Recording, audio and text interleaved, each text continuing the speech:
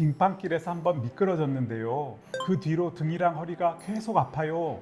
겨울만 되면 진료실에서 자주 듣는 말입니다. 처음엔 다들 좀 삐끗한 것 같다, 근육통인 것 같아서 며칠 버텨봤다고 하세요. 그런데 원장님, 네, 실제로 그렇게 가볍게 끝나지 않는 경우도 있죠? 네. 특히 넘어질 때 엉덩방아를 찍거나 허리를 접은 상태로 넘어졌다면 척추 자체에 충격이 갔을 가능성을 한 번은 꼭 생각해 봐야 합니다. 오늘은 낙상 후 통증 왜 방치하면 안 되는지 함께 알아보겠습니다. 원장님, 네. 빙판에서 넘어지고 파스만 붙이다가 한참 지나서 오시는 분들 많으시죠? 그렇죠. 곧 낫겠지, 대수롭지 않게 생각하시는데, 연세가 있으신 분들은 골다공증 때문에 뼈가 약해서 작은 충격에도 척추 압박골절이 생긴 경우가 많습니다. 척추뼈가 옆에서 보면 캔처럼 원통으로 생겼잖아요.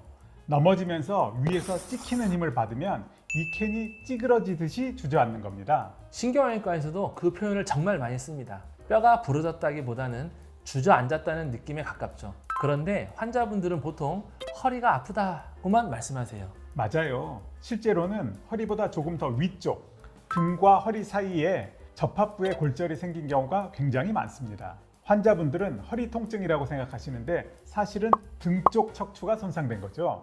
초기에는 특별한 증상이 없어서 방치하기 쉽지만 시간이 지나면서 통증이 점점 심해지고 거동이 어려워지는 경우가 많습니다.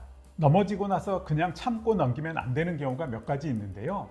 가만히 있을 때보다 앉았다가 일어날 때 허리가 더 아프다든지, 몸을 살짝만 돌려도 통증이 확 올라오는 분들이 계세요.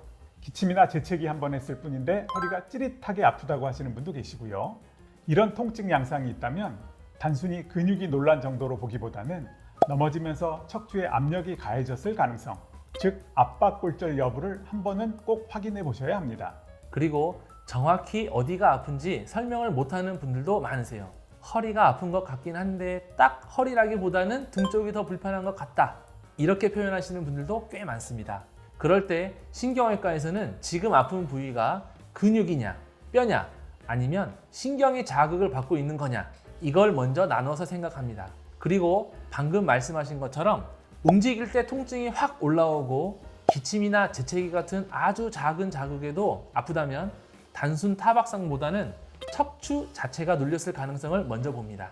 특히 통증 위치가 허리보다는 등과 허리 사이에 가깝다면 흉요추 부위 압박골절 가능성을 우선적으로 염두에 두고 진단을 시작합니다. 그래서 이런 경우에는 좀 더 두고 볼까? 보다는 지금 상태를 한번 확인해 보자 쪽으로 생각이 기울이게 되죠. 환자분들이 가장 궁금해하시는 게 그럼 언제 병원에 가야 하나요? 인데 기준은 명확합니다. 낙상 후 일주일이 지나도 통증이 사라지지 않는다면 반드시 병원을 방문하셔야 합니다. 환자분들은 검사를 뭘 해야 하는지도 많이 궁금해하십니다. 맞아요. 저희가 가장 먼저 설명드리는 게 엑스레이 검사입니다. 넘어지고 나서 병원에 오시면 가장 기본이 되는 검사가 엑스레이예요. 척추뼈 높이가 눈에 띄게 주저앉아 있는지, 뼈 모양이 변형됐는지를 일단 여기서 봅니다. 엑스레이는 빠르고 부담 없고 지금 상황을 가늠하는데 가장 기본이 되는 검사입니다. 그렇습니다.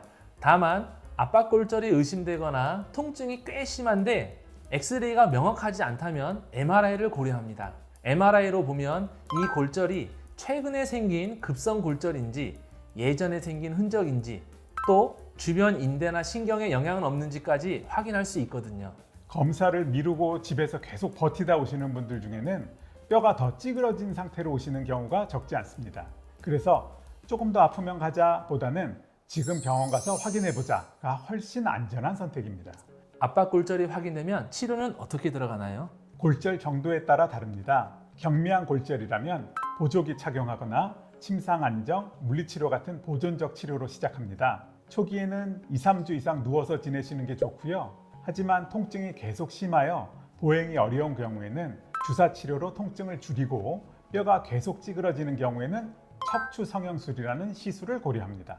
척추 성형술은 부러진 척추뼈에 바늘을 넣어서 의료용 시멘트를 주입하는 방법인데 국소 마취로 진행되기 때문에 고령자도 안전하게 받으실 수 있어요. 그런데 여기서 중요한 게 하나 더 있습니다. 특히 연세가 있으신 분들 말씀인데요. 여성 만 65세 이상, 남성 만 75세 이상부터는 골다공증이 동반되어 있는 경우가 많아서 같은 낙상이라도 골절로 이어질 가능성이 훨씬 높습니다. 그래서 이 연령대에서는 더욱 조기 진단이 중요해요. 맞습니다. 고령 환자분들은 한 번 골절이 생기면 그 다음 골절이 연속적으로 생기는 경우가 많습니다.